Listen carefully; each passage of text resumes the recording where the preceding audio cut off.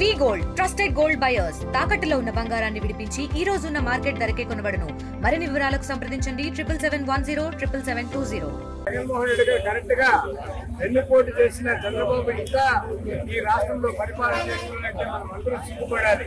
నిన్నగాక మొన్న జరిగిన ఎన్నికల్లో ఈవీఎం తరఫున గెలిచారు కానీ ప్రజల ఓటుతో కూటమి ప్రభుత్వం గెలవలేదు. దానికి ముఖ్య నిదర్శనం ఏంటంటే ఎలక్షన్ కమిషన్ 40 లక్షల ఈవీఎంలు తయారు చేస్తే కేంద్ర ప్రభుత్వం డబ్బులు కట్టి 20 లక్షలు ఈవీఎంలు ఉపయోగించుకున్నారు.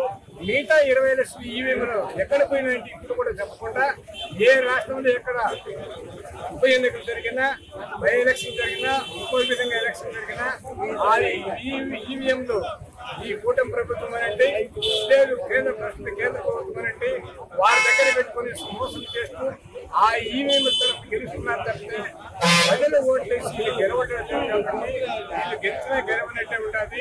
ఇప్పుడు ఒక సంవత్సరంలోనే పూర్తిగా విఫలమైన ప్రభుత్వం ఏమిటన్నా ఉందంటే చంద్రబాబు నాయుడు గారి ప్రభుత్వమే.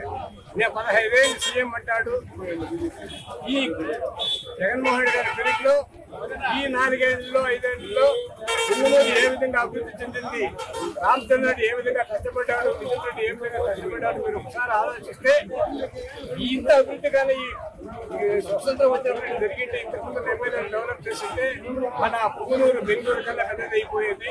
అన్ని అభివృద్ధి కార్యక్రమాలు ఉండేది. ఇండియా పాకిస్తాన్ తాజా అప్డేట్స్ కోసం డౌన్లోడ్ చేసుకోండి RTV లైవ్ యాప్.